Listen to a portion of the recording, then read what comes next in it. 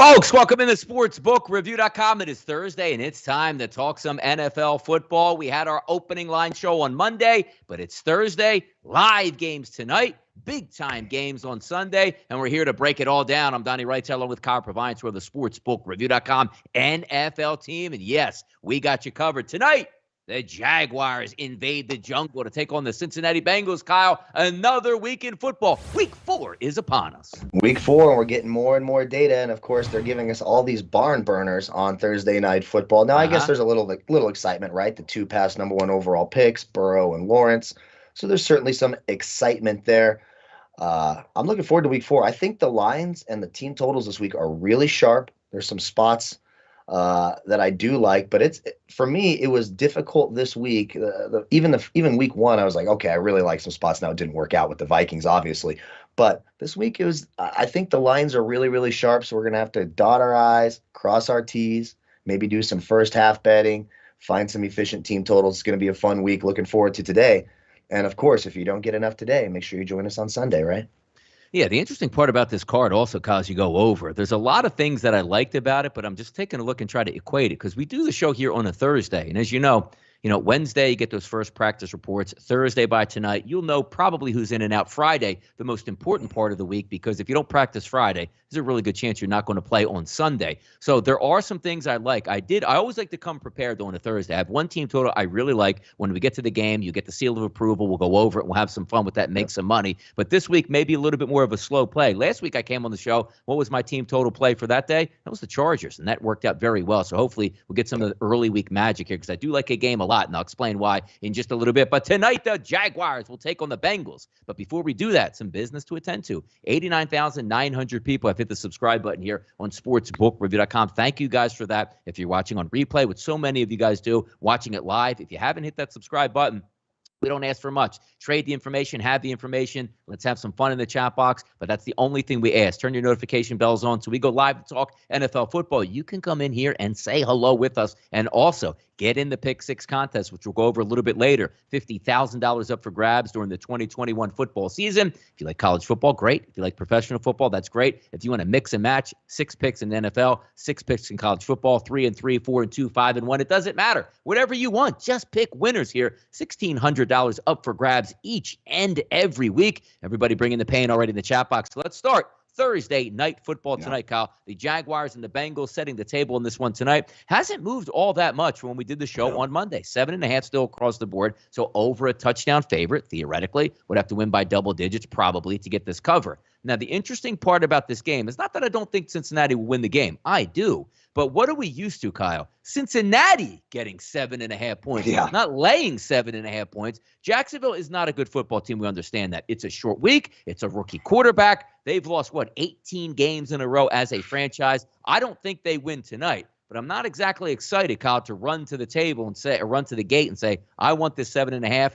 I want to lay the 7.5. I want to take the 7.5. I do think we get points here. So a good starting point tonight. I think the Bengals win this football game, and there's some good prop bets here that I really like about this game. But I'm not all that excited, Kyle, by laying the 7.5 here. No, neither am I. I like the first half -4 exponentially better under a touchdown there, and I think that's certainly a nice way to go tonight. I put a little sprinkle on Bengals -4 in the first half. And, look, we got to adjust with the times. People love teasers. I'm hearing more and more and more and more about teasers. There's a nice teaser spot as well. If you get the Bengals down to 1.5, I think they win this game. I mean, there's no scenario right now, unless they're playing the Jets, that I will back Jacksonville. It's just too tough for me. Everything that I've watched on tape, this team looks lost. I don't like the coaching schemes. I don't like what the defense looks like. That defensive secondary looks lost play after play. They're not good against the run. There's a lot of things not to like. I mean, they've given up the 5th most fantasy points to running backs, the 10th most to quarterbacks, the 11th most to wide receivers.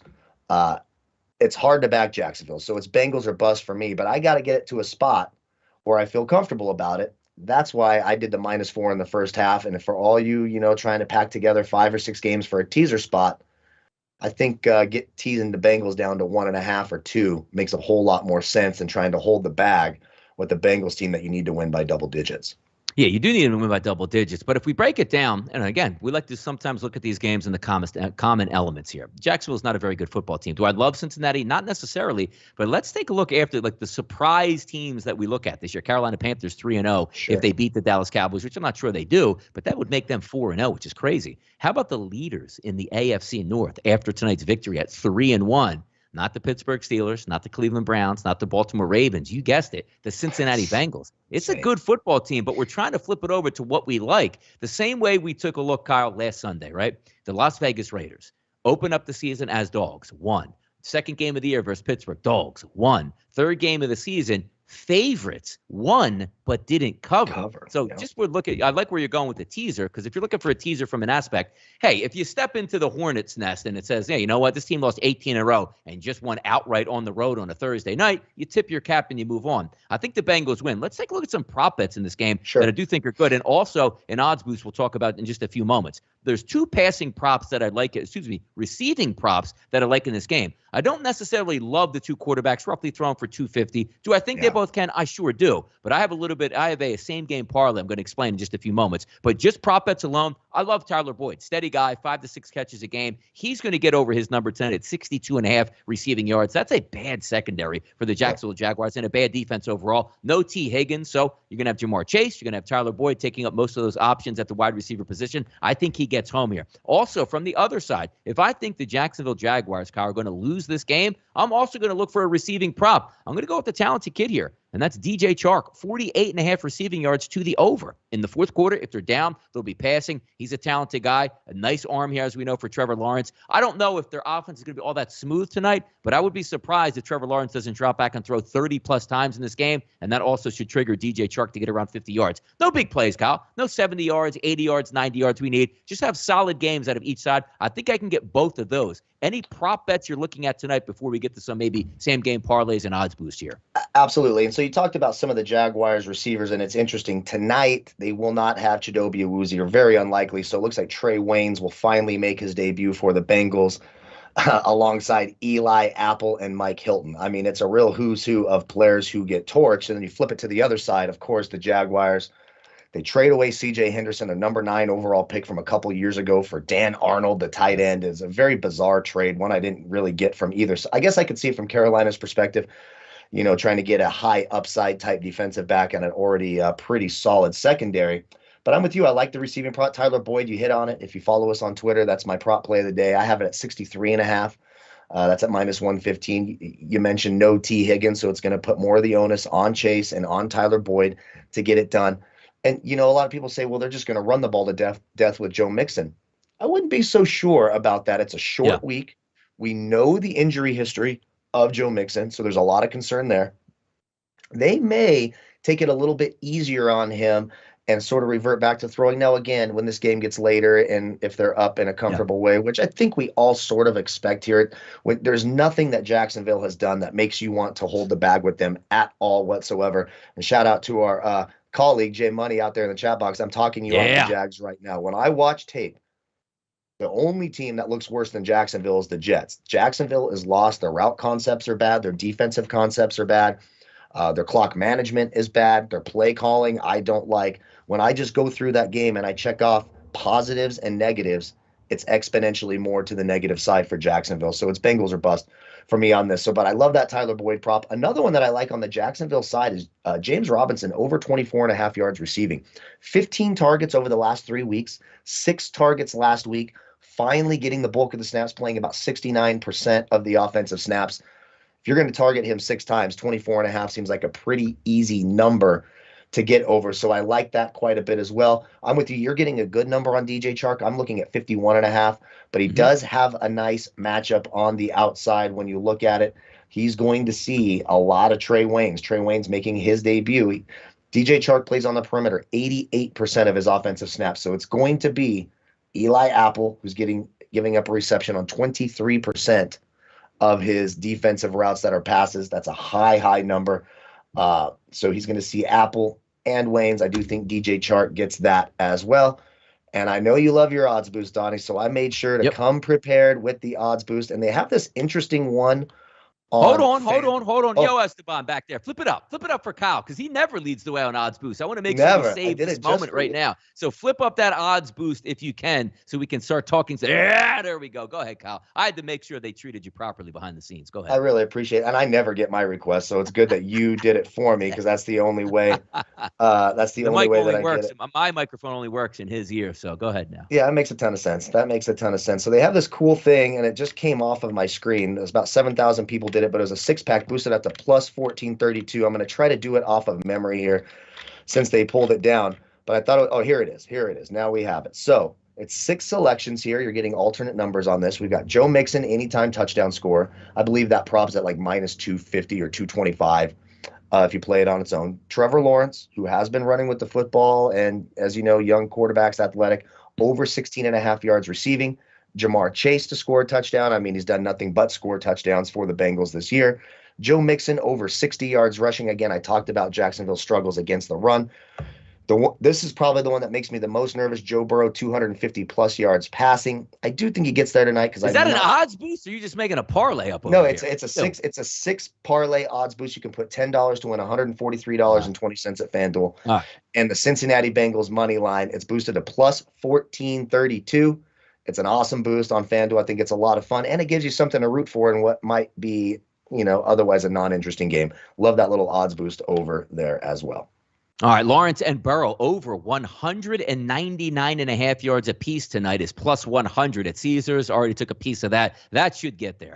Hey, if somebody throws for 165 yards in this game tonight, you tip your cap and move on. But that seems like a good one. It's a max bet of only $25, but $25 at plus 100 is $25. It's a couple pizzas for this weekend. No doubt in my mind, Lawrence and Burrow should be able to at least get to 200 yards, which plays right into my FanDuel same game parlay that I have listed at plus 117. If you follow me on Twitter at RightSideVP, when I have some prop bets out here that make some sense, I tweet them out quite a bit. I also have a prop bet that I already fired on yesterday, which we'll go over in a football game, which is also out on Twitter. The same game parlay I have tonight, it seems very easy. It seems like an easy one to do. I didn't want to take a long shot here, Kyle, like it's plus 250, plus 400, plus 1,600. We can hit some of those. I almost hit a 55 to 1. If Taylor Heinicke could have got in inside the 5, that didn't happen. Go ahead. I hit a 55 to 1 last year on Monday night, the Giovanni Bernard. It was an epic night. It was with these Bengals, 60 yards rushing, a touchdown and 14 carries. I'll never forget it. One of the more epic nights of our now defunct Monday night football series. There you go. By the way, same game parlay here. Mixon to get 50 or more rushing yards on the ground. I think that's certainly doable. Second in this one, the Bengals alt line plus 3.5. So if they lose the football game in a tight battle, still going to be able to get that done. Boyd, wide receiver for the Bengals, over 40 yards receiving as an alt price. And then the last one, Trevor Lawrence, which factors into that promotion there at Caesars on the odds boost, over 200 or more yards passing tonight. So if all 4 of those hit, I put $100 at it, tweet it out, pays back 117. I think that's a doable one. Some of these same game parlays are a lot of fun, Kyle, because you usually think of a normal parlay. You have to hit the lines, right? Well, I want to take the Bengals at minus 7.5 and the over 46. They're true game numbers. But you can slide in some of these alt prices here and say to yourself, like, hey, do I think Joe Mixon can run for 85 yards or 88 yards and get his number? I do. But you know what I really love? Him to get 50 or more rushing yards just in case. Because when we looked at last Thursday night's football game, Christian McCaffrey, line him up across the board. He's going to do whatever, and he gets injured in that game. So maybe if Mixon gets injured and banged up, he's got 51 yards on the ground here, and you can sort of hopefully cash that ticket in. But those are some fun wagers to certainly look at tonight. But the game is not a great one. Look, the design of Thursday Night Football is to get people to watch, but it's also to give some of the other teams in the league a chance to have prime time. Keep in mind here, Thursday nights are designed for bad football teams to play, but we watch. If both myself and Kyle were looking at this game on 1 o'clock on Sunday, I don't have any prop bets. I don't have any same-game parlays, but the fact that it is a primetime game and we talk about it, we're going to try to give some edges. So on the game itself, I don't love the 7.5, but I think the Bengals are going to win. Do I think points are going to be scored tonight? Absolutely I do. But at the same time, I'm trying to knock down some of those prices here, Kyle, to make a profit tonight.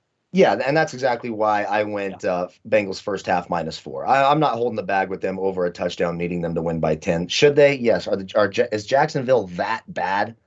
Absolutely. But for me, again, I think it's a great teaser spot, getting it down to 1.5. If you're making one of those, 6, 7-pack, 5-pack teaser spots, this is one of the spots that really stand out to me. And I think they're up by a touchdown at the half. I think the Bengals come out hot. They're at home, prime time. young quarterback. Jacksonville looks bad. Yeah. So the -4 in the first half makes a whole lot of sense to me. That's the way I'm going to go about it tonight. All right, who wants to talk some Sunday football here? Let's get into it. Washington and Atlanta, 251, 252. Heineke takes his squad on the road, which looked horrendous against the Bills, but I got news for you. Bills going to make a lot of teams look horrendous, and they're going to make another one look extremely horrendous this weekend. But now you see the Washington football team go up against Atlanta. I can't stand the Washington football team secondary. I don't know what happened. Maybe they're just not as good as we thought they would be, and if their pass rush doesn't sack the quarterback every play, everybody seems like they are wide open downfield. Now, that brings into play, not everybody has Josh Allen and Brian Dable as the offensive coordinator and Stephon Diggs at wide receiver, and you just move the football up and down the field. Because Atlanta, to me, Kyle, flat out stinks. Yeah, they beat the Giants last week. They were down 7 in the fourth quarter. This team can't move the football. Now, you look at this and you say, well, I think Washington can score, so you'd like the over at 47.5. I understand that. But the simple fact is, look at Atlanta's offense. You need to be able to exploit a bad secondary. I like Calvin Ridley as a wide receiver. Kyle Pitts is still a young rookie. The quarterback stinks. The ground game reminds me of the Steelers last year when they would hand off and have 2 yards in a cloud of dust. So what I'm saying to you is the Atlanta Falcons, if they score, Kyle, there's no big plays. There needs to be 11 plays, 65 yards, 8 minutes off the clock, and then they kick a field goal inside the red zone because Matt Ryan can't score. So I like the Washington football team. I think they get the cover at -1.5. I was even trying to talk myself into a team total on Washington, but it's not really the Washington offense. We should be able to get to see Curtis Samuel back at wide receiver, which would line him up with Terry McLaurin. That's a nice set. Antonio Gibson sat out of practice today with a shin injury. They say they don't think that's going to be that big of a deal, and he should play Sunday. But the fact is, Kyle, it's not Washington that I'm worried about. It's Atlanta's offense moving at a glacial pace up and down the field. I think Washington wins this game. I'll lay the 1.5 here. I completely agree with you. And it's interesting that you bring up the Washington secondary because I, like you, expected them to be very good. But I will say this. We talked a lot about William Jackson. He has actually been good. He's only allowing completion on 16% of the targeted routes. So he's giving up less than 0.25 fantasy points per route ran against. So he's been the one positive. Then you look at the negative. Kind of surprising. Kendall Fuller, an upper echelon type of slot corner, has been absolutely torched over the middle of the field. So they got to do something to help him out. And then on the other side, Benjamin St-Juste, who has not been practicing this week, so they could have a replacement over there. The problem for Atlanta is if you're going to have Calvin Ridley on the perimeter on 85% of his offensive snaps, he's going to see a lot of William Jackson, who is by far their best defensive back right now. We sort of talked about this week 1. Okay, maybe Atlanta will be better at home. What happened? The Philadelphia Eagles, who I don't think, and I know you love your Eagles, but I don't think any of us are impressed by what's going on with Philadelphia. They came in there and beat the brakes off of the Falcons. I mean, they made them look god awful. I like Washington here too. I made it a part of my pick 6. I will say that team total over. I'm going to wait for BetMGM to have all the alternate totals out, but I know that 24.5 is at plus money, so you're getting that 23.5, probably somewhere in the -125 to -130 range. I think Washington gets to 24 points here. This Falcons defense is god-awful. Fabian Moreau on the outside is going to get absolutely torched by Terry McLaurin. This is not the Buffalo Bills they're playing, controlled environment. The Falcons, I know they won the game last week. They still look terrible on tape. For me, it's Washington. It's a short number. I expect them to win the game. 1.5. Sign me up for Washington. 23.5 -135 at BetMGM is the alt number there for the Washington football team to keep it on the 20. And I agree with you, Kyle. I do. I really agree with you. But I'm telling you, like last week, I took the Giants team total against the Falcons. Now, I like the move because the Giants' entire, offensive skill positions were supposed to play. It turns out they played like 2 minutes and said, we're out of here. We're hurt. We don't feel like playing anymore. But as I watched that game completely, it wasn't so much the Giants for me. It's like, damn, can you hurry up Atlanta and do something on offense? I just don't want to be where Washington's got that 17 points, Kyle, in the fourth quarter, and it's 17-11 or something like that. Right. And it's like, hey, let's just go down and kick a field goal here and end this game. Because I agree. If you had a running mate where the other team could score points and score them quickly, I like Washington because I like Heineke quarterback. Hasn't played all that well this year, but you have a guy that's mobile, that can get away from a bad defensive pass rush, and you now have an extra playmaker at wide receiver. Also keep in mind, as I said, let's see if Gibson does make it to the starting line. If he does, along with Samuel, that's a pretty decent skill position layout here. And keep in mind, again, you're in a dome, fast track. Exactly. I completely agree. And I wanted to bring up one more point that I forgot in the Jacksonville-Cincinnati game. For those of you looking at that Jacksonville team total, 18.5, 17.5. Their kicker is not in tonight. They're bringing up Matthew Wright, who was on the Steelers practice squad last year. That's going to be their kicker. You don't want to be holding the bag when you've got questionable kicking situations. One missed extra point or one missed field goal could really screw your entire night there. So just another reason why you can't back Jacksonville. But yeah, you're right. No, look, for me, right now, honest to God, if you had one game to pick, you're an Eagles fan and said, hey, Eagles, win this game, you're in the Super Bowl, you can pick one quarterback, Matt Ryan or Taylor Heineke. Who are you going to take, honest to God, right now? As they said, I think I'm taking Taylor Heineke. It depends on the weapons, though. Like, if I had think I'm really taking good weapons, Heineke, honestly, I do. His arm looks washed. When you watch Matt Ryan, he looks washed and slow. At least you know Heineke can get out of the pocket. And let's not forget here, the Washington front seven has not been as good as we thought they were going to be through the first few weeks of the season. It's a get-right spot in a controlled environment, a non-mobile stationary quarterback.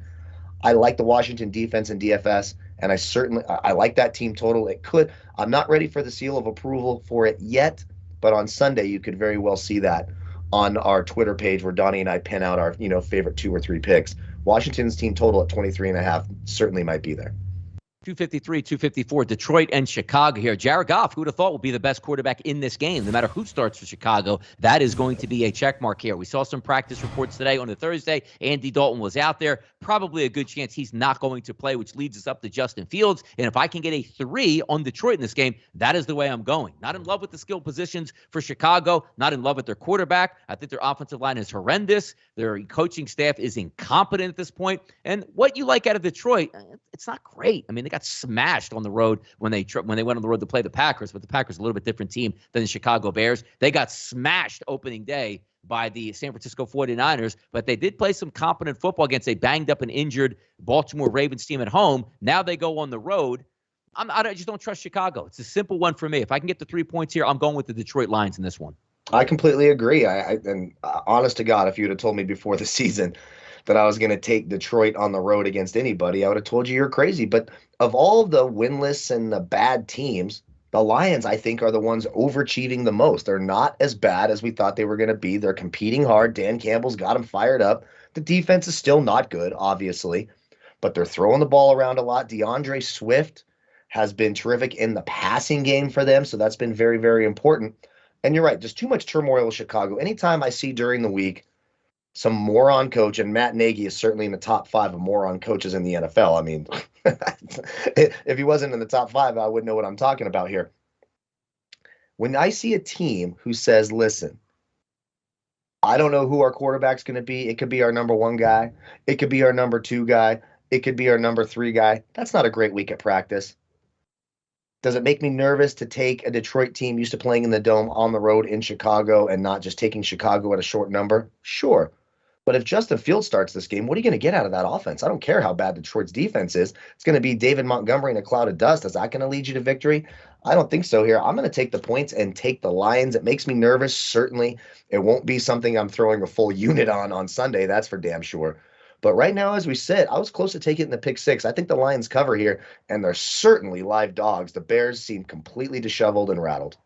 Yeah, 2 props that interest me in this game. David Montgomery to go over 73.5 yards because you don't have anything else but Montgomery. I mean, Allen Robinson is a very good wide receiver. You just can't get him the football. So if a rookie is in there and the pass rush allowed 9 sacks last week, you're going to need to hand the football because I do think it's going to be a close game. I can't see Detroit going in there and rolling up the Bears on the road because they are a bad football team as well. So that's why I said also DeAndre Swift getting healthier as the weeks go on, and over 52.5 might be interesting here. Titans and the Jets. Tannehill and Wilson. Look at this. Look at this. Offshore right now, Pinnacle, 6.5s are now showing up. Easy. And I have to say, I agree with that. And here's the reason why I do. The Jets are a really bad football team. The Jets played 3 very good defenses in the first week. Am I saying the Jets are going to win this football game? No, I'm not. I think Tennessee is going to win. But when you see the Jets team total at 17.5, you sort of like scratch your head a little bit like, wait a second. This team scored 14, 6, and 0. But you're getting a little bit easier competition going up against Tennessee. But here's the key indicator in this one.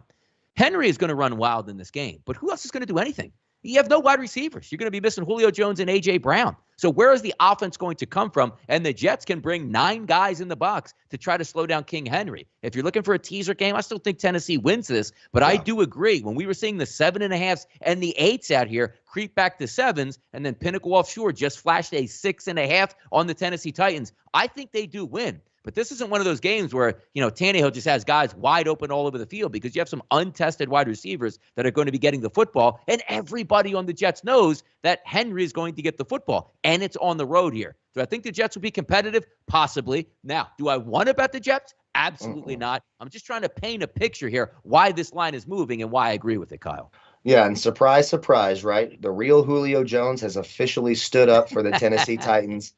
I mean, come on, guy. There's no player that I'm more sick of talking about hurt than Julio Jones. It used to be Jordan Reed, and now here we are with Julio Jones. It's just despicable, for Christ's sake. I'm so tired of this guy not being able to stay on the field. That being said, so you're right. We're going to have guys like Chester Rogers. We're going to have guys like Nick Westbrook-Akine and whoever the hell else they have. And guess what? They're still basically better weapons than the Jets have. Yeah. The Jets, when you watch them on tape, I know they play good defenses, but my God, Zach Wilson looks lost. That poor kid. Yeah, I got some notes on them in a second. This isn't good. It's sketchy for me. I did this one. You can go ahead and put the seal of approval up. I'm not doing it for the full game. I took the Titans -4 in the first half. I think they're up by a touchdown. I think Derrick Henry can win this game by himself. And Ryan Tannehill is a good enough, mobile enough quarterback where he can make something happen against a bad Jets secondary. So did I do it for the whole game? No, I'm a bit of a coward. But I'm getting the same exact odds. -4 in the first half. Sign me up. Titans are up by a touchdown to end the half. I'm not sure. The Titans defense isn't great, but I'm just not sure Zach Wilson can put the ball in the end zone. I like the Titans -4 in the first half. You know what's a shame about this game, too? Because you've had a healthy Julio Jones and A.J. Brown. I'm looking square at a team total. Marcus May, keep in mind, probably the best overall playmaker. He's out for 3 to 4 weeks with an ankle injury. But do you have the guys that can beat a bad secondary? That's the key. But look at the Jets' offensive prospects here in this game. Jeff Smith, who has a concussion because he got into an auto accident this week. You take a look at Elijah Moore, also with a concussion. That's one of those guys you drafted out of Ole Miss that you thought would be that, electric guy from the slot, sort of playing that Rondale Moore role that we see so much out there in Arizona. He's got the concussion. Jamison Crowder just doesn't want to play football. He's banged up with a groin injury. We'll see if he makes it. And Denzel Mims, a high draft pick just a few years ago for the Jets, he's healthy scratched, it seems like, on a week-to-week basis. So look at, and look at the ranks here. I know a lot of people look at, Pro Football Focus, DVOA and Football Outsiders and stuff like that. The defensive rank for the Jets is 30th. You know what's worse than that? Their offensive rank, 31st out of 32 teams here. Now, it is a product of who you play a little bit. Sure. But when you think about the Jets are going to keep it close, as I set the table saying I agree with the 6.5, but when you look at both sides of the table, there's so many injuries in this game, and the Jets need every positive they can get, and there's just not a lot of positives outside of, hey, Corey Davis is your wide receiver, young kid at quarterback. Good luck, Zach. Go out there and have a day. I don't think it's going to happen. I do think Tennessee wins, but I can see why that line is moving a little bit south here. The Browns and the Vikings. Fascinating game. Great game at 1 o'clock here. Looks like across the board, primarily, Kyle, you got 2.5 at FanDuel, but it's really 2s across the board. Yeah. Over under in this one, 51.5. Maybe some 52s out there. Brett Rivers in PA and also Parks in PA with 52. I see 2 really good offenses here. I do. I see 2 defenses that somewhat are vulnerable, so I'm looking towards points. But you still have to wait, because if you're betting a total in this game, you want to see, make sure Odell Beckham gets through the practice week healthy. Limited practice yesterday, just trying to gauge to see how that knee, maybe some swelling. But he looked good in his first time back. Dalvin Cook got in a limited practice yesterday. We'll see if he makes it to the starting gate. He's generally a tough kid. But you do have Madison, who's a decent backup. Kirk Cousins is playing good football. Also, Baker Mayfield playing good football. I see both of these offenses moving the football here. I can see either team win this one. So that's why I'm going to lean on the points in this one, Kyle. Any thoughts here? What are we looking at here between the Browns and the Vikes? I think you hit the nail on the head. And look, I like the Vikings exponentially better at home, and I love those weapons on the outside. They are going to have some decent matchups. But again, look, Troy Hill has been a terrific addition to that Cleveland secondary, coming over from the Rams in the slot, getting a .14 fantasy points per route ran against, a 9% completion rate on target. It's absolutely phenomenal. And as well as Greg Newsome on the outside as well has been very good. And their best defensive back, Denzel Ward, he's the one kind of bringing up the tail end of all of that. You also keep in mind Cleveland right now, through the first 3 weeks, only giving up 3.1 yards per carry.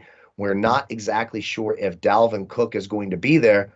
If you're liking Minnesota, you would kind of want Dalvin Cook to be there, involved in the passing game. He's electric out of the backfield. We just don't know. Limited in practice. There's a chance he's going to play. He sent out the tweet saying he's extremely confident. What the hell does that mean? That doesn't mean a damn thing to anybody until you're on the field and actually playing.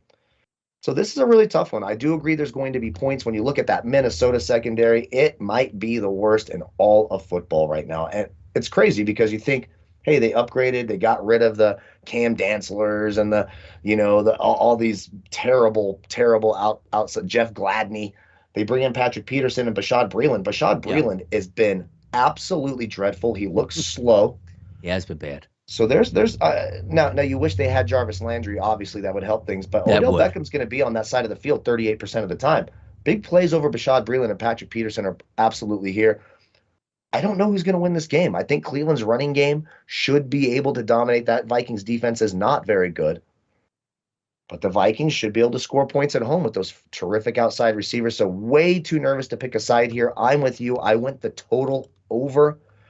Now, it's a big total. It's not like you're getting a cheap price here, 51 and a half. That's about the sweet spot, though, right? You get that, that 28-24 type of game here. You get 52 points. You hit the over. That's what I'm expecting in this one. I think 28-24 makes a ton of sense here. It's a grind out. If I was picking a side, just leaning aside, I would take Cleveland because I like their defense a little bit more. But I think the bet in this game, I'm with you, is that over 51 and a half. Kirk Cousins, sensational. 74% completion rate on the season, 8 touchdowns, no interceptions, 318 yards per game. And that was a big-time win last week versus the Seahawks where he outplayed Russell Wilson. They dominated the game without Dalvin Cook. And you talk about big plays, and maybe you're not happy with the wide receivers for Cleveland, but you got that 1-2 punch in the backfield of Kareem Hunt and Nick Chubb. You should get points in this one. I don't see guys punting all that much here. In a dome, no worries, but also Minnesota.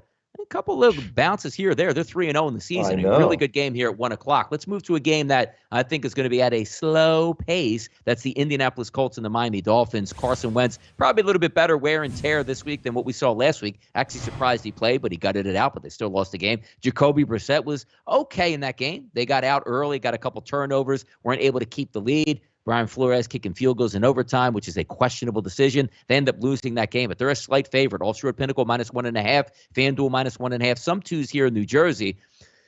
I don't see big plays in this game either way around. There's a lot of injuries there to the Colts. It's one of those things where they just got injured in training camp and looks like they're going to stay injured for the 2021 season. I do see a low-scoring game. I can't necessarily go with the Indianapolis Colts in this game, even though they've been in all 3 games that they played. I just trust that on the road. I don't know where the big plays are coming from for the Colts. I think the Miami Dolphins can manage their way around this one. The over-under opened up at 45.5. That's down to 42.5 across the board here. And you know what, Kyle? I agree with that. I agree with it too. And this one's tough. I know it came across on the screen. My pick is the Colts. If you're going to bet this game, don't bet this game now. You need to watch this injury report throughout the week because there's a lot of big-time players on this Colts team who have not practiced all week. I mean, Kwity Paye and Darius Leonard, and some of these big-time hitters in that Colts defense. So the Dolphins could be a little bit sneaky here as a home dog. Again, I would wait. Though. As the home favorite, but a slight home favorite, very, very slight home favorite. But there's certainly a potential here for them to win. Again, the Colts, Jonathan, the problem with the Dolphins is they can't stop the run. So you're going to see a ton of Jonathan Taylor. We saw the news, Marlon Mack's. They're going to trade Marlon Mack away. So it's going to be Nyheim Hines and Jonathan Taylor. Allowed the second most fantasy points to opposing running backs through the first 3 weeks of the season. That's the way this is going to get done. I agree. I'd probably lean the under. Do I have the balls to take an under 42.5 in the NFL? Absolutely not. Will I be betting this game in any way, shape, or form? Absolutely not. It's tough. It's so tough. Although I could be roped in. You start flashing those 19s for the Colts again. I know it. And I'm going to have a first and goal in the fourth quarter and slam down my headset here as I can't. Exactly. I mean, this is just a nerve-wracking type game. Better spots on the card, but you're right. If you start getting that, I mean, what is it, 20.5 -120, so you'd have to pay some juice for the 19.5. But it's a little bit interesting here. Keep an eye, and another way to keep an eye on this game, that Dolphins team total, if you can get that to 20.5 or 19.5 and pay the juice, if you're going to have all these injuries on the Colts, if Darius Leonard is limited or unable to play, that front line of the Colts defense gets exponentially worse. This song reminds me of Juvenile. That song, Slow Motion for me. This is going to be a slow motion game. I like it like that. Exactly. Put that jam on. If you're having a bad day, throw that one on Slow Spotify. motion It's a lot of format. fun. Love that song. Let's Yeah, go. with slow motion on offense, I think on both sides of that, because when I try to take a look at team totals, you want splash plays, explosive plays. It just seems like both of these teams labor up and down the field. So it's a tough one. But again, when they labor up and down the field, that's why you can get a 19.5 and not a 24.5 or 26.5. Carolina and Dallas, 261, 262. Sam Darnold and a 3-0 Carolina Panthers going on the road to play the Dallas Cowboys. What a shame. You're not going to have Christian McCaffrey in this one. That is going to hurt. When you look at Dallas as a favorite, opened up at 4.5, right around that range. Some fours are out here, so Carolina getting some respect here. 52.5 at FanDuel, 51.5 at DraftKings. So they're expecting a higher scoring game. And that's just a derivative here of the Dallas Cowboys offense, which is sensational once again. So if we're looking at a winner of the NFC East early, it probably looks like it's going to be the Dallas Cowboys. Can they stay healthy? Can they continue to win football games? We'll certainly see here. The one thing is, I like Carolina. I do. If Christian McCaffrey's in the backfield and I'm getting 4 points, I'm going to tell you right now, I'm on the Carolina Panthers. They're a little bit banged up now on defense. They lost their best playmaker. So it's actually on Sam Darnold to go on the road and win this football game. I don't see it here. Slightly leaning towards the Cowboys this week. I do think the Cowboys score, but I'm a little bit leery here of that 52.5. Again, it's Sam Darnold's offense. So it's not as if we're going to be moving up and down the field because Christian McCaffrey really makes that go. Chuba Hubbard's a nice rookie, but he's not Christian McCaffrey. Slightly in towards the under, but I think the Cowboys can get it done here, Kyle. Yeah, Chuba Hubbard he's not even one leg of Christian McCaffrey if you watch that game. I'm sorry, I know he tried, but no, look, Dallas, I got to eat some crow here because I came out here making fun of Dallas and that defense. Trayvon Diggs has been absolutely sensational in the secondary. Yep. And I know he's made the big splashy plays, but when you go back and watch the tape and watch how he covers these guys, he is taking away that side of the field. The problem for Carolina is he's probably going to shadow their best receiver and their only weapon in DJ Moore. Where are the points coming? Carolina trades away Dan Arnold, who is seemingly getting a nice rapport with Sam Darnold. Dan Arnold, Sam Darnold, very, very strange. No, I like Dallas here. I took it in the pick 6 -5. I think they win this game by more than a touchdown. It's early in the year, one of the teams that has impressed me the most. I love what Dak Prescott has been doing. He looks absolutely terrific. I love that Tony Pollard is more involved in this offense, especially with Michael Gallup going on the IR. They're running more of those 2 tight end sets. Tony Pollard has made a really nice 1-2 punch in the running game. I love what Trayvon Diggs will be able to do against DJ Moore. I won't touch that total of 52 because you're right. I don't know where the points come from for Carolina, but right now I like Dallas, and I made it one of my pick 6 picks. 263, 264, the Giants and the New Orleans Saints here. Now, the Giants, I know there's a couple tweets that just got sent out here. You guys know my feelings. Some hot takes are good, some are bad. But I've been telling you, when Joe Judge came and gave his initial press conference, I said, this must be like The Onion. This must be a fake hire, like they hired a guy out of Central Casting from straight up from a local high school to be their head football coach. There's a really good chance that the Giants might open the season 0-7, 0-8, 0-9, 0-10, and he might get fired at this point. They're in a really bad spot this weekend, not because they're playing a Saints team, which is a decent football team, but they're going down to play in the Dome, the first game back, since all the tragedies and the weather conditions and the closing of New Orleans once again, where we know how that city can come together. Now, having said that, that place is going to be sold out. It's going to be loud. We're already down on Daniel Jones as a quarterback. Joe Judge is a horrendous head football coach. But now you're also down Sterling Shepard at wide receiver, Darius Slayton at wide receiver, Kenny Golladay, as I joke all week long. He's probably, a day or two away from either fighting a coach or being suspended on that football team. They're asking him questions like, why aren't you running deep routes? He's like, I have no idea. So you know that he signed that massive deal, got that big paycheck, got there and was like, are you kidding me with this head coach and Jason Garrett? This team is ridiculous. Don't be surprised if they try to move on from him fairly quickly because it's just not working out. And it's funny how when things don't work out with Kenny Golladay, his hip injury seems to flare up at just the right times. So he's banged up coming in. So case in point in this one, Kyle, we see the over-under in this game. What does it open up at? 46.5? It's down to 41.5, and I agree with it. I don't know where Daniel Jones and the Giants' points are coming from. And all of a sudden, Jameis Winston is a guy that throws for 140 yards a year. Did he go to Florida State or did he go to Army when he played football in college? I don't know. But that's what they look like, Kyle. I can't go with the Giants. 7 points here does seem a little bit rich. No way, shape, or form am I believing anything the Giants are selling me right now, though. Nope, Saints first half for me. Look, I'm not going to mess with the 7.5 because you just never know. But I expect them to be up early. Again, where are the points coming from? The bad news for the Giants is that Marshawn Lattimore was healthy last week, looks sensational. He'll be back this week. So now you're down to one healthy star receiver in Kenny Golladay. And is he healthy? And And he's not even healthy. And yeah, he he's hates not even healthy. He's never healthy. I've dealt with this guy. Trust me, this son of a bitch. Okay, and I don't want to. I don't. Kenny Golladay is a son of a bitch. Trust me, he was going to play 7 weeks straight last year, 5 weeks straight with a hip injury. Never showed up. Marshawn Lattimore is a legit shutdown corner. It's going to be very, very difficult for him to get open on him. It's good defense. I'm not going to hang the over a touchdown, even though I think the Saints cover full game most likely. Yeah. Their first game back in New Orleans after everything, that crowd is going to be absolutely jacked up. That place is going to be louder than it's been since the Monday night game with the guy. Atlanta Falcons, they blocked the punt and all that blocked stuff. Punt, the whole thing. That's the kind of atmosphere you're getting here. Giants are in a lot of trouble. It's Saints or bust for me. I don't mind the Saints as a teaser. I think that's a great teaser spot. And if you're looking just to take a side without a teaser, I like that -3.5, -4 in the first half. Chiefs and the Eagles in the city of brotherly love. Now, early in the week, we were looking at possibly some rainy conditions here in Philadelphia. Not the case anymore. It'll be about 75 degrees at kickoff with light winds, no precipitation in the forecast. So it looks like we might be getting some scoring. Opened up at 5.5 and 6.5, depending where you're shopping at. Now up to 7 across the board. And I tend to agree with it here. There's not a lot to love about the Philadelphia Eagles from what you saw on Monday Night Football, particularly from the offensive side of the ball. Didn't do enough, didn't run the football enough. They didn't play well against the San Francisco 49ers on offense either. They did have a pretty good week against the Atlanta Falcons, but a little bit banged up on the offensive line, losing Isaac Seumalo at guard. So now you're down your guard with Seumalo and your other guard already with Brandon Brooks. Landon Dickerson filled in on Monday Night Football there, the young kid out of Alabama. But you're going against a horrendous defense here for the Kansas City Chiefs. You're going against the Eagles right now. Look like they can be had by any aerial assault you pick out. You know who's coming to town? The Kansas City Chiefs. But I can't get over this. It always looks so easy to take the Chiefs, and the sports books, they love the Chiefs. Typically, you would hate, man, the Chiefs just maul everybody and cover every spread no matter what. That's not the case. 1-7 down the stretch last year, 0-3 already to start the season. Now going on the road and are a 7-point favorite. Let's also keep in mind, this sounds interesting when you say it.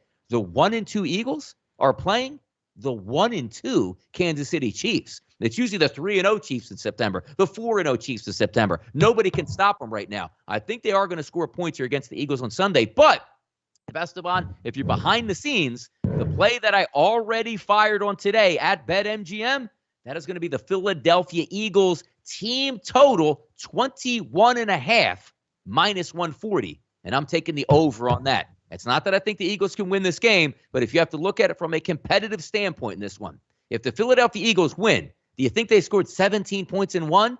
If the Eagles scored 26 in this game, there's not even a guarantee that they won or even covered this football game. So I do think Jalen Hurts has a bounce-back performance. That team is god-awful against the run, god-awful against the pass, and you also will have a running mate in the Chiefs. Chiefs ain't slowing this game down. They're going to try to have an aerial assault on the Philadelphia Eagles. Nice weather, good scoring conditions. I see points. But if you're saying, well, Donnie, if you see a lot of points from the Chiefs, why don't you just go with them? Look, I'm not about to lay 31.5, 32 points here on a team total, which means I need 35. It's like when we joke about, outside of Colorado and baseball, hey, the Dodgers are 6.5. Yeah, I'll pass. I think they get it, but that's ridiculous here. So I'm going to take the team on low on man on the total poll. BetMGM 21.5. I think it goes over, Kyle. Your thoughts here on the Chiefs and the Eagles? I think that's very interesting, and there's no doubt about it, especially on the perimeter. Trevarius Ward and Mike Hughes have been absolutely torched for Kansas City. That defense is really, really bad, plain and simple, and they did nothing to really address it during the offseason. I know they tried to address that offensive line.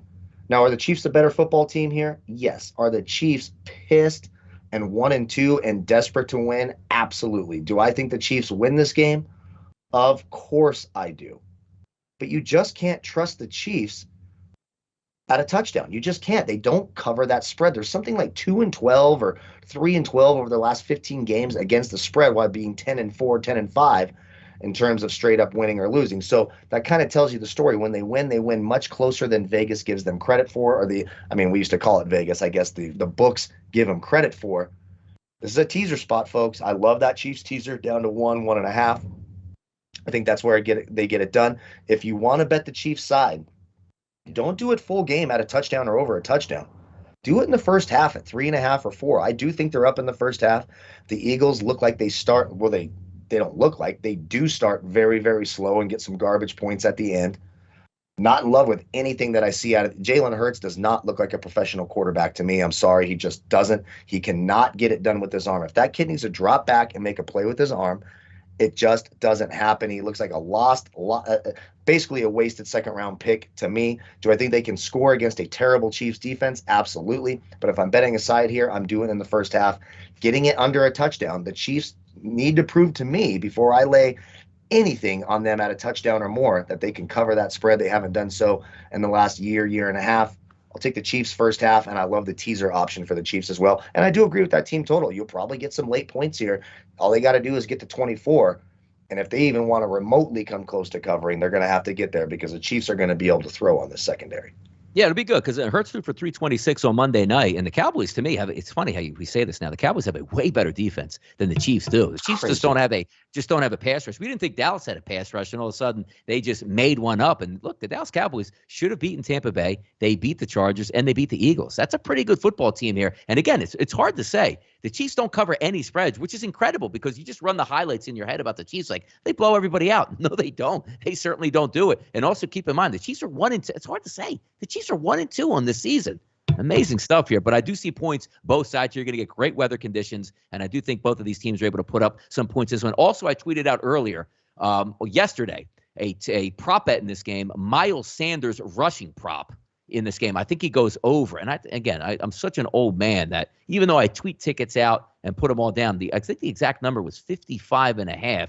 Just trying to scroll back to say it, but I think that's what it was. No doubt in my mind. It's going to be force-fed the football, particularly in the first half. I would be shocked if Miles Sanders had 15 or more carries against that porous run defense. I think he gets it done. Also, Clyde Edwards-Helaire. He might also have a chance to have a decent ground game in this one as well. Let's keep moving forward, though. I'm spending a lot of time on some of these fun games. This one's not going to be a fun game. 267, 268, Buffalo and Houston. Lines are now 15.5 at FanDuel, 15.5 offshore Pinnacle. It's coming down. And I have to say this. There's a reason these lines show up here, right? And I know most of our brains are built around an NFL team that's too many points, I'm going to pass. Well, if that was the case, shouldn't we just wait every season and cash out, refi our houses, empty our 401ks, that every time you saw a 15 or more point spread, it always wins the opposite direction? No, those lines are there. And keep in mind also, if we say this is a ridiculous number, well, what about the last 2 weeks when Miami at home got beat 35-0 by the Bills? Last week, evisceration by the Bills against the Washington football team. They're going to blow them out of the water. So I know early in the week, looking the way to take this big dog. No. Buffalo is going to drown this team by 21 or more points. I'm going with the Bills in this one. I mean, you have to take the Bills, right? Did you watch Dave? You watch Davis Mills on tape. You and I, two people we rewatch every game. He looked atrocious. I mean, absolutely. I don't know who's worse, Zach Wilson or Davis Mills. It's pretty damn close right now. I won't bet this game. I won't touch these spreads. Even the first half, it's like -10. So it's pretty dang ugly.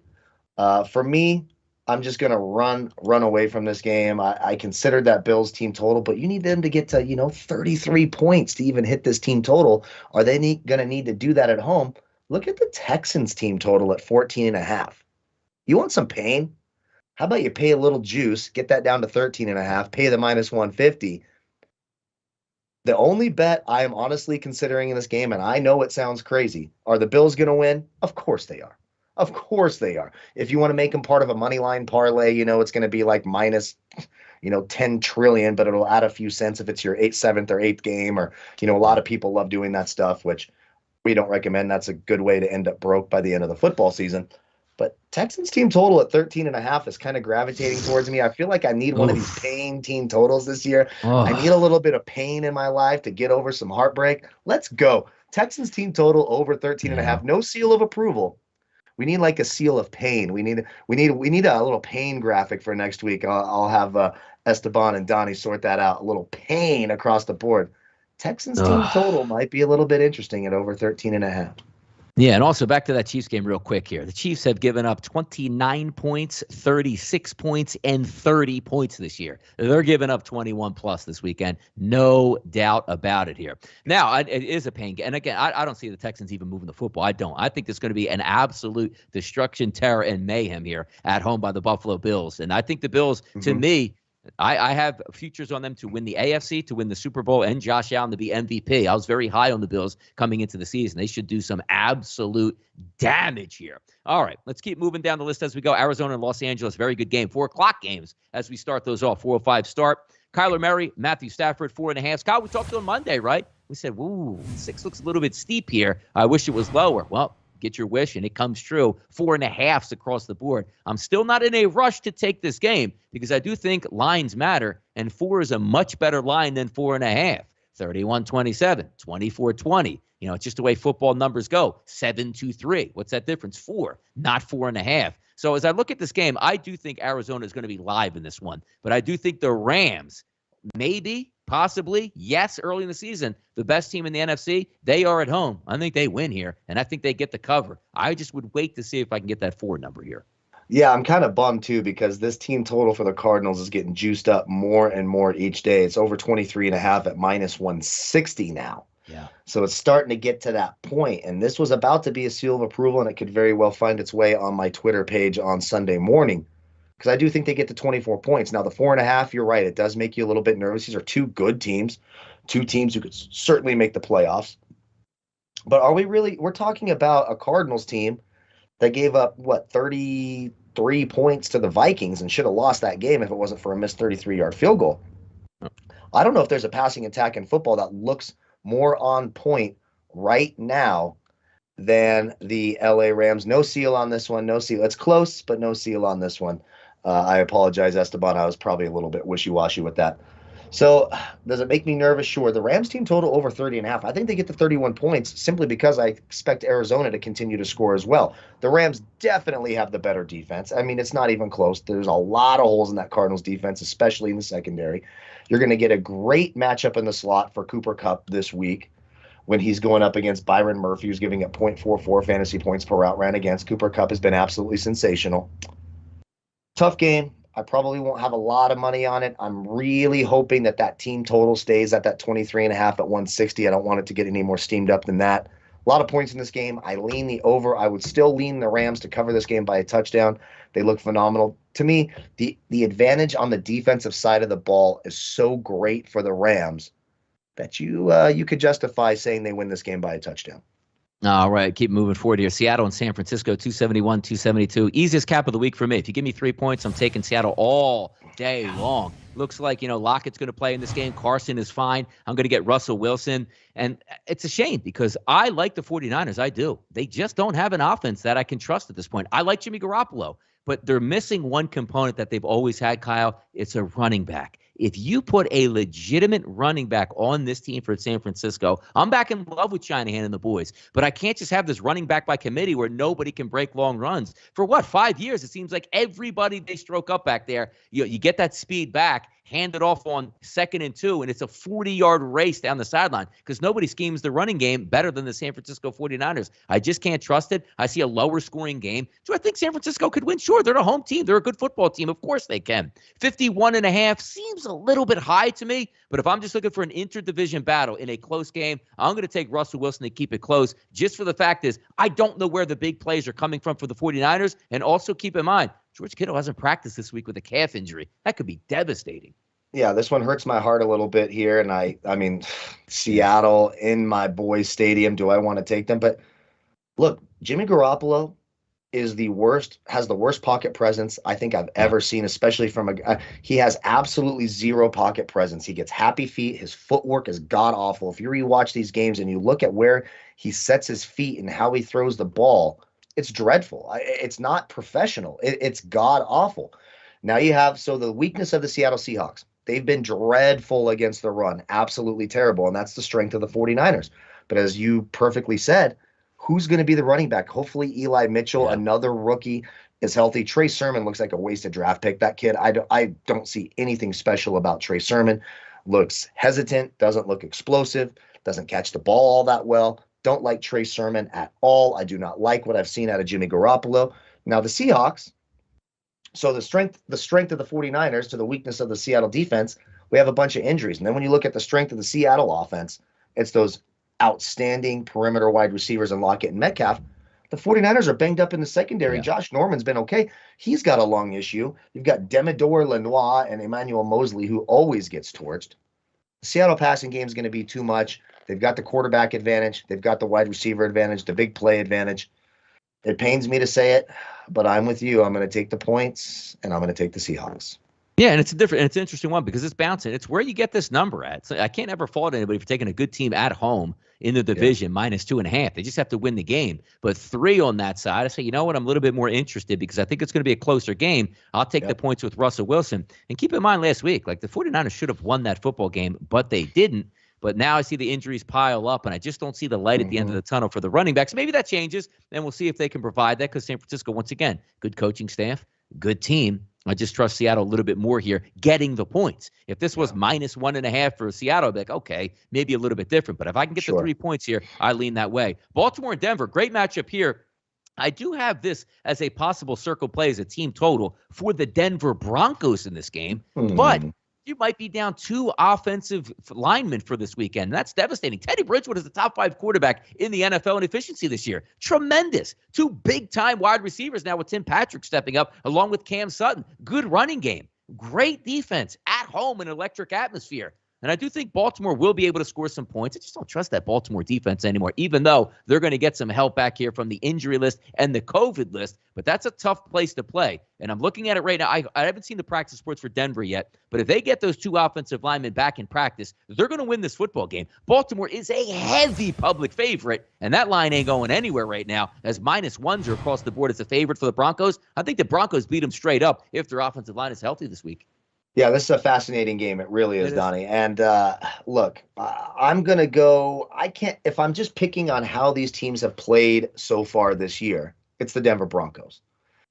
But we've been doing this long enough to know it's good to buy low and sell high. So let's keep in mind, Denver has not beaten a team who's won a game yet. Their combined record of the 3 teams they've beaten is 0-9. True. Baltimore has looked atrocious. But when I get a team of Baltimore's pedigree against a Denver team who hasn't proven anything to anyone yet, I mean, they just haven't, plain and simple. I know they won the games, and you got to beat the teams you're supposed to beat, and that's good things to do here. But when I get a team like Baltimore with their pedigree, I'm getting points on the road, maybe a point. I mean, there's close to a pick 'em right across the board. This line is really gotten tight. Roughly here. The winner is just going to need to win the game. I'm just following here when I say this. Do I think Denver has looked more impressive than Baltimore? Absolutely. Have I been to this? Should Baltimore need a 66-yard field goal to beat the Lions? Absolutely not. That there's no excuse for it, and it's atrocious. But if I'm going off just long-term strategy here, a team with the pedigree of the Ravens, I'm going to buy low on them and sell high on a team like the Broncos, who I haven't seen them beat anyone yet.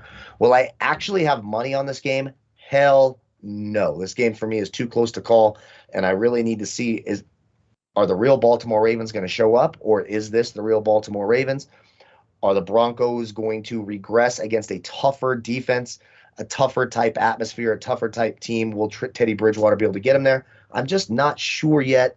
So for me, I will take Baltimore and their pedigree and buy low on them. Do I feel great about it? No, I don't. Will I have any money on it? No, I won't.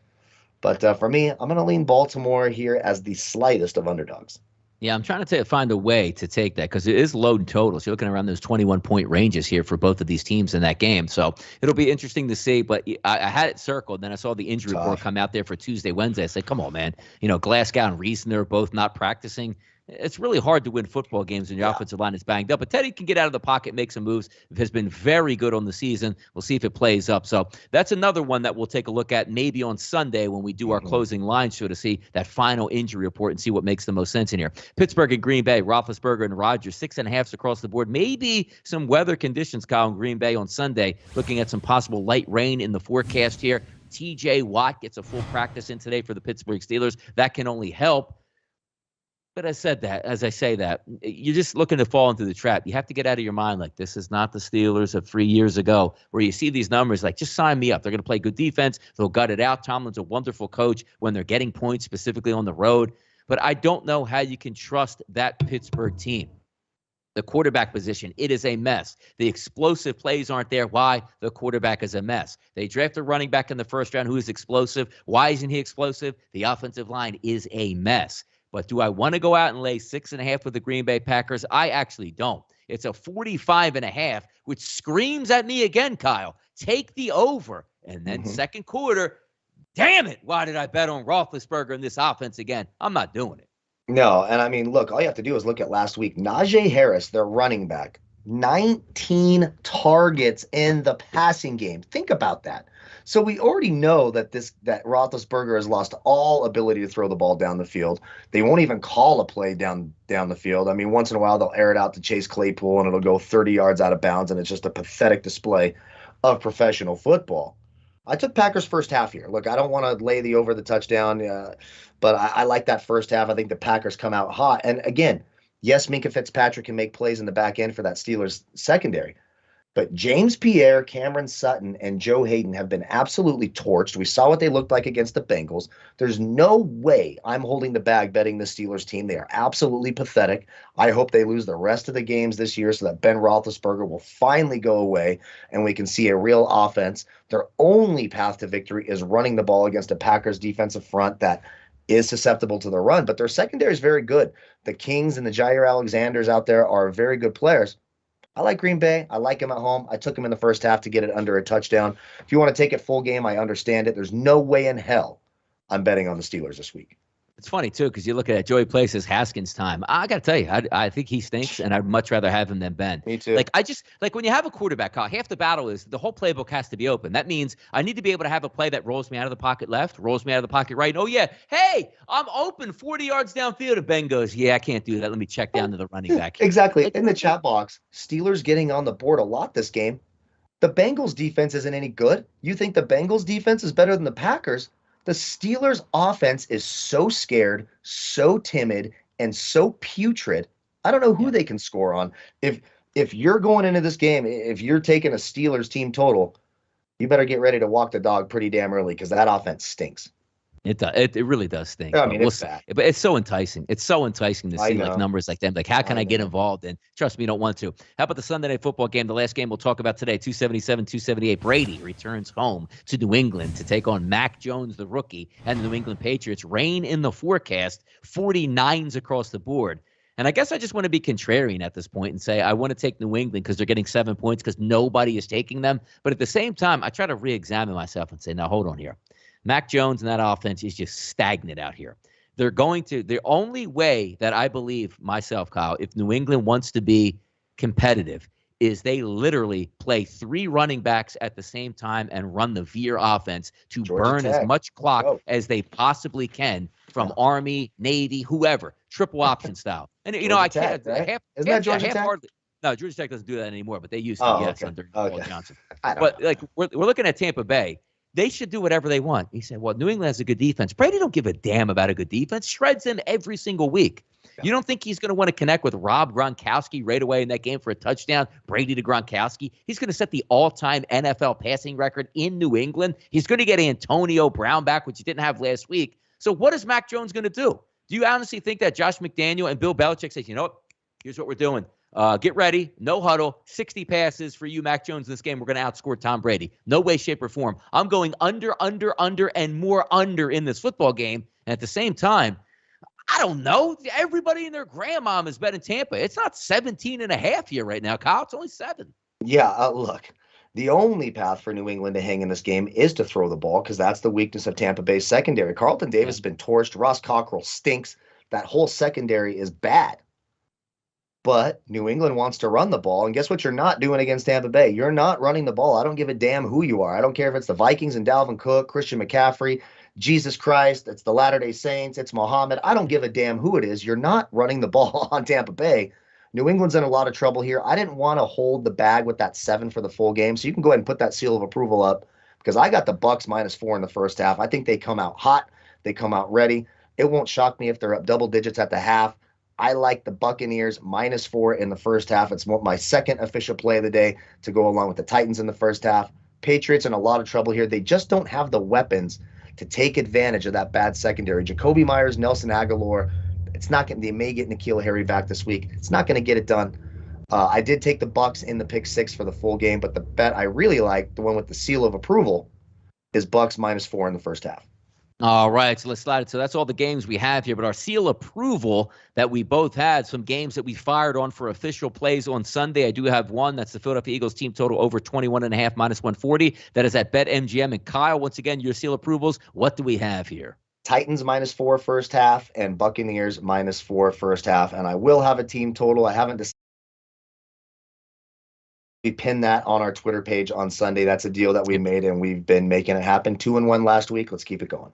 Yep, we certainly will. Also, let's take a look here. The Pick Six contest, our plays. Last week I went 5-1, so I'm moving on up like the Jeffersons here. This week, my Pick Six contest plays for Sports Book Review, the Washington football team -1, the Cleveland, Minnesota over 51, the Buffalo Bills -16, the Seattle Seahawks +2.5, Denver, pick 'em, and the Vegas Raiders getting 3 on Monday Night Football. Kyle, where are you going this week? Oh, okay, we're going against each other a little bit. I got the Chargers -3. That Raiders team stinks. So overrated. Screw the Raiders.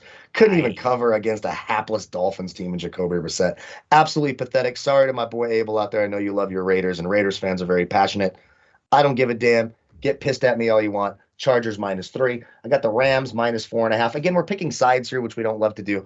Rams -4.5 makes me a little bit nervous, but I do like the Rams. I got the Bucs -7, the Titans -7, and the one we agree on, I got the Washington football team -1. All right. So speaking about the Pick Six contest, time to welcome in the First Lady of Football here at sportsbookreview.com. And that is one Kelsey Kramer. Kelsey, welcome to the show. Week 4 NFL is here. Yes. Oh, man. You guys might think this is a bit at this point. It's really not. Not even a bit. She doesn't. We're not doing this on purpose here. It's she fantastic. Doesn't. She even. Yep. Yes. Oh, my God. To see her face. She's on mute. Yes. Yep. Oh, the rest of my day is perfect. That's so sad. We just talked about that before, too. I love it so much. I did not Welcome into the show. Can you hear us at least? Did you hear us? I can. I said Donnie is 1 year older today. Or older today. Drop the fours. Drop the fours at this point. All right, let's get down to some business this week. Yeah. Now, you on the season, Kelsey, in the Pick Six. What is your record? How are we doing? Oh, my overall record? I don't know. I think I rank 130-something. I know you were at 36, Donnie. We get it. But I was 4-2 last week. All right, 5-1 for me. Kyle, how do we do? I went 2-4 last week in the Pick Six. I'm off to a rough start. But this week, I'm feeling a nice 6-0. 6-0 coming this week. Damn it. Yeah. I didn't want to talk about this. Didn't I say I didn't want to talk about this? Moving on. It's all right. We like it. So you wanted to talk a lot last year, but now not so much talking about the contest. I think it's a phenomenal contest. It's the greatest contest ever put in mind. Why? Because I'm doing well in it at this point here. All right, let's get down to brass tacks.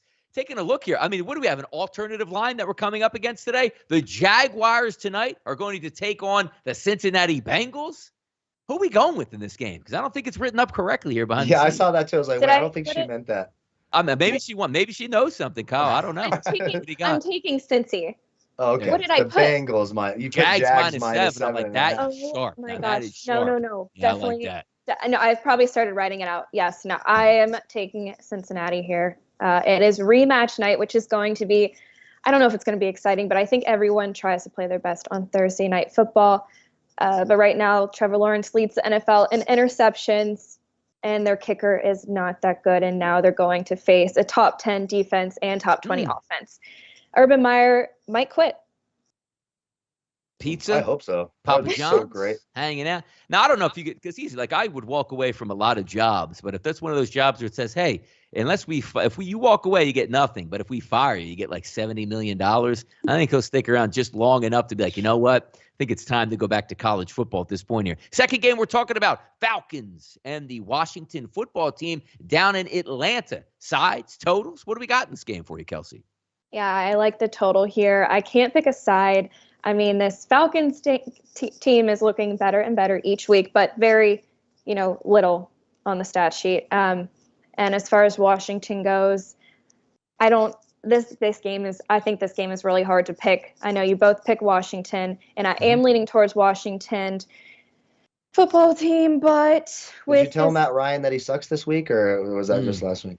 I did not, but we recap on Tuesday, so I'll let you know how that one goes. Okay, perfect. Just tell him he sucks. Tell him Kyle says you suck. Just He looked retire. good in the Tide commercial, though. Who's so the kid? Isn't there some young kid? That is so Franks, funny, 'cause that's what Felipe we're talking Franks. about in 2 seconds. Can we get some Felipe Franks action? Let's go. Yeah, some more tight end action. And I Yep. think that's what Arthur Smith is we're going to see that again this week. Who knows where he'll be playing, but they're going to try. And Arthur Smith might have something else up his sleeve, but their defense, Heineke's going to have a field day against their defense. Yep. Yeah, we think he does too. I think Heineke does play well. I just shied a little bit off of that Washington team total because I don't know what I'm getting out of the Atlanta offense or how efficient that's going to be. Sure. But speaking about efficiency and, I don't know, a first-place team in the NFC South, we're not talking about the Tampa Bay Buccaneers. We're talking about the Carolina Panthers as they invade Dallas to try to move to 4-0, but without Christian McCaffrey. Any looks on this game, Kelsey? I was leaning Carolina, and I think y'all did see that, but then without Christian and J.C. Horn, I am liking the Cowboys right now. All Carolina has now is Sam Darnold and DJ Moore, which the Cowboys are going to know how to stop that. Robbie So- Anderson out there, Kyle. I think Kyle agrees with you on this play. Yes, I do think the Might not be a Cowboys good win. thing. It's going to be trouble for DJ Moore with Trayvon Diggs on him. He's looked really, really good. And when you watch him individually, when you just break down the tape, sensational at closing the gap, staying close to his target. If Sam Darnold cannot get the ball to DJ Moore, they're in a lot of trouble this week. All right, let's keep moving down the list here. The Giants are going to go down to the Dome in that electric atmosphere at the Caesars, basically Sportsbook Superdome. Sold out crowd. Jameis Winston throwing for a whopping $125 in a game. But then again, it's Daniel Jones. It's on the road. Not many weapons. Which way are we looking here? I'm giving the Giants the points here. This Saints team, I don't know what we're going to get. I think this is going to be the game that determines who the Saints team is really is. But Jameis Winston has been on and off, and I'm not giving him the points until he proves that he can beat this terrible Giants team this week. I'm winging Let's it. see. Kyle, what do you think here this weekend? Trusting Danny dimes throwing. Is he going to throw dimes all over I New think Orleans? it's gutsy, and you can't call that a square pick. That is gutsy. That's contrarian. That's what we are talking about. I mean, I got the Saints. There's no way I can back Daniel. But I will say this. Daniel Jones, better on the road than he is at home. I just worry about how they're going to score points with Galladay matched up against Lattimore and Slayton and Shepard both being banged up. It'll be interesting to see if this one hits. Genius of the week, Kelsey Kramer. Feeling dangerous in this next game here as we take it up to the Twin Cities and Minneapolis, and that is those Kirk Cousin-led Minnesota Vikings going up against Baker Mayfield's Cleveland Browns. The running game will take center stage. 3 dominant running backs heading into this one. Who is going to be left standing in this game, Kelsey? I like the Browns here. I've liked the Browns since week 1, even though they've been up and down. But the Vikings offense finally came together last week, which we saw, except Kirk Cousins is not going to like that Browns defense. And neither is he going to like their offense. Like you said, Donnie, they're going to feed Chubb and they're going to feed Hunt. And that's ultimately what is going to win this game. Yeah, big offensive line, ground and pound here. And by the way, the last game I see on the card here could be a preview of maybe an NFC showdown here to get to the NFC Championship game and possibly the Super Bowl. Who would think that maybe 4 teams in the NFC West could possibly all get into the playoffs? It could happen in 2021. And also, the Rams are at home. And yes, where's the Super Bowl this year? In Los Angeles. Where are we going in this game? We're looking at points. We're looking at sides. Matthew Stafford, Kyler Murray. What do we got? That's right. That's 2 electric offenses and 2 MVP quarterbacks against each other. I like the points here. The Rams have scored at least 30 points in 7 of the 8 games that they've played against the Cardinals. And the Cardinals have yet to win, and I think they're going to really try to beat McVay this time. So I like the points, or the over. There you go. By the way, where are we broadcasting from today, Kelsey? Where are you at? We're still in Where are you Pennsylvania. at in this world? Okay, so We're still in Pennsylvania. it's all over the place. Nice. It's nice and crisp out here these days. Well, I wake up early in the morning to take my dog for a walk. I got to put on a hoodie and some sweatpants now. You getting used to this weather up here in the Northeast? I am. I like the hoodies and sweatpants. I need a lot more, though. No, Kyle just needs to put a hoodie over his face. That's what he needs, right? That's Ooh, exactly right. dang. I do these shows pantsless no matter how cold it is. So Yeah.